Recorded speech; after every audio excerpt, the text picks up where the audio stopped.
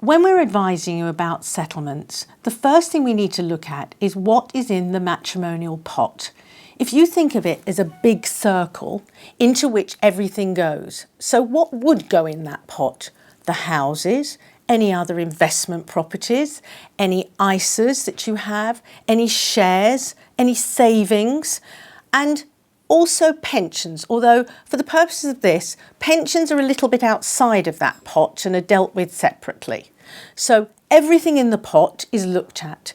If it's been a longish marriage, and that is anything over about 8 years onwards, then the court would expect the starting point to be 50-50 across the assets. That's just the starting point. That may not be where it ends up, because the court will look at the contributions made by the parties and all the other factors that are set out in something called Section 25.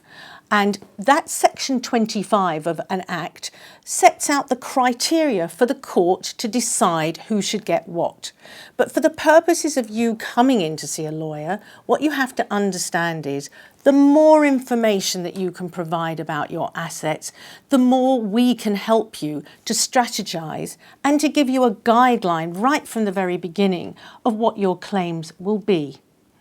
In any matrimonial case, both you and your partner would be able to claim against each other for what's called a property adjustment order, i.e. where should you live and what properties are available to transfer between you or be sold. There can be lump sum orders, in other words, cash to be paid from one party to the other. There can be orders for periodical payments or maintenance. Now, there's much confusion about claims for maintenance today. And our job when you come in is to explain how that applies to you. Will you be eligible for maintenance? Or are you earning too much that you won't be? Or will your earning capacity, even though you're not actually working at the moment, preclude you or stop you from claiming maintenance?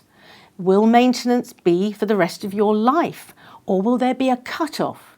What you have to understand before you even come in is that there has been a visible sea change in how the courts now deal with maintenance.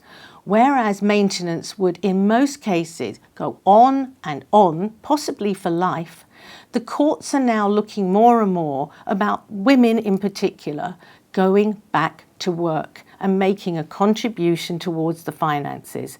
That doesn't mean in every case it will happen, but that means that you are more likely in a lot more cases to have a cut-off period. So it's not going to be the case just because your next door neighbour got a lot of money and ongoing maintenance that you will. Please don't compare yourself with friends and neighbours. Every case is different. The other things that you can look at with us are pensions. How do the court treat them? Well, they should be, in most cases, what they call an equalisation, balancing out so you each get the same sort of amount of pensions.